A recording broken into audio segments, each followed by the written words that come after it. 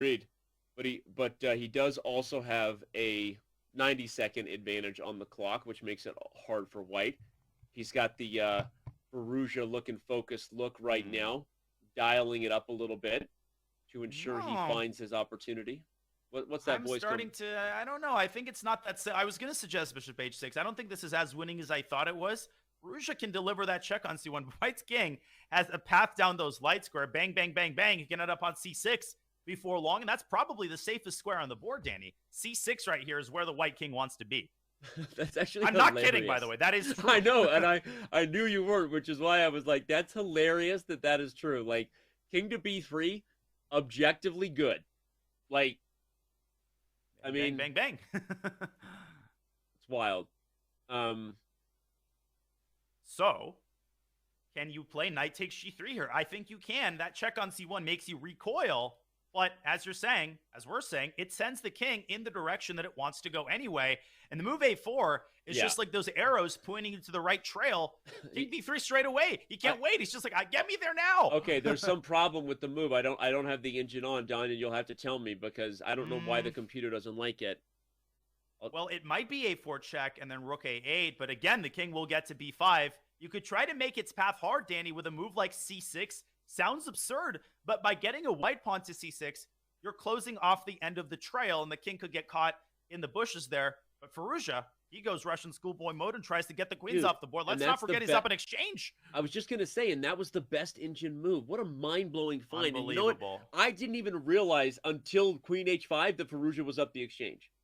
Like, I wasn't even thinking about it. I mean, I know obviously the knights versus the rook, but like, he's now in convert mode. He doesn't need to checkmate that white king running to b3, a4.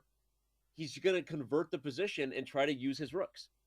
Well, like Jan with knight takes g6, bishop f6, the players know when to create fireworks. They also know when to dial it back and play those simple moves. And we take those moves for granted. Parham is desperate right now. He's trying to create counterplay in the center, but he's hamstrung. He couldn't play queen takes d6 because of the fork. So there goes his king. It's running amok on the queen side. But can Firouzja bring the hammer down here on the king side? I don't see exactly how to do it. White's got the squares covered for now. What a move. Queen e8. Queen e8. Queen e8. Wow, this is amazing to watch, honestly. Parham survived a crazy king walk versus Fabiano Caruana at Tata Steel. I don't think he's surviving this crazy king walk versus Alireza Firouzja. Yeah, Alireza just came and chopped down the king's pathway. King b5 doesn't help. Okay, Parham might as well take the pawn. Queen e8, king has to go back to b3.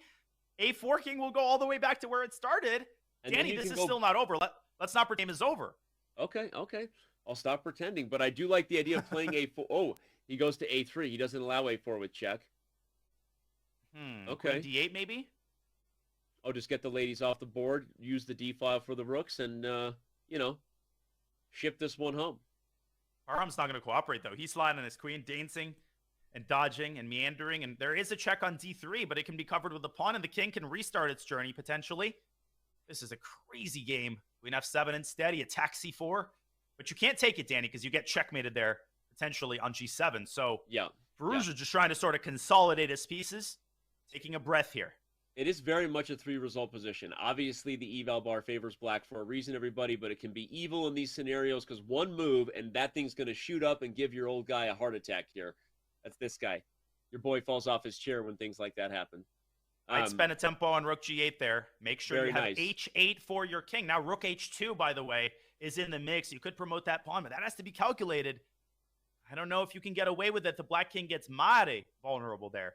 Man, I love how you just sometimes... One of the most enjoyable things in life is slipping into an accent you didn't see coming. It's so incredibly satisfying. You know what I'm saying, man? It just happens, and then before you know it, you're back in normal. And it's like, it just... There are very few things as fulfilling in life than slip...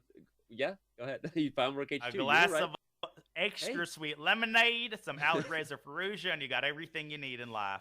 Rook h2 is on the board. Perfect calculation, Danny. Knight h2, gh, covered by the bishop. G1 by the pawn. H1 by none of White's pieces, because he's not going to have any left. And Parham has to bring his rook back. He's on his last legs here. But these guys, they never die, Danny. That's one of the themes of this Swiss. These swindles, they happen because the players just keep their legs churning like Marshawn Lynch when he's getting tackled by 10 players. I got to throw in a sports reference. Sorry, everybody. No, it's true. It's nothing like seeing it's locked up top, but it's a party down low, right? He's being tackled, but he's not quitting, and that's what Parham's doing here. Um, I'll let we that could one be slide. Okay. all right. What does Black do here? How does he finish it up? He Bishop played C1. G2. Bishop C1 is coming, and B2 is falling in some weird positions. I know you can take H2, but I'm just pointing out that there's some weird threats over there. Like, you could play Queen B7 and induce B3, and then Bishop C1 comes with check. It's almost a beautiful mate, but wild. The king has just started and restarted its journey. Firouzja has 1 minute on the clock. I'm leaning, Danny, in favor of a more solid approach. I think G2 might win. Knight takes... No, he goes for the Danny Wrench approach. Always a wise thing to do. Hey. Firouzja knows where the wisdom is at. He plays Queen B7. He's threatening to take on B2. If B3 is played, Bishop C1 comes with check. It also hits E4. I know Queen E7 check is on the agenda for white, but E4 is also tender. 7 seconds. It's a mess, and 5 seconds to figure it out. Rook H1 is forced here. I think you can't take that. Well, he does take the rook. Firouzja could even queen in this position. He could recapture the rook. The question is, can white orchestrate last stage counterplay against the king? You know why I think the answer is no, Danny? Queen to B4 check actually is possible in this position. Just do it right now. The game. Queen B4 check. B4. What a move. Queen B4. The queen's get off the board. He finds it. He finds it. And the it's bishop over. Dominates the knight. The knight can't come back to G3 and stop the pawn. This is incredible. That was an amazing ride. Gosh. What a finish by Firouzja. Firouzja knows how to finish.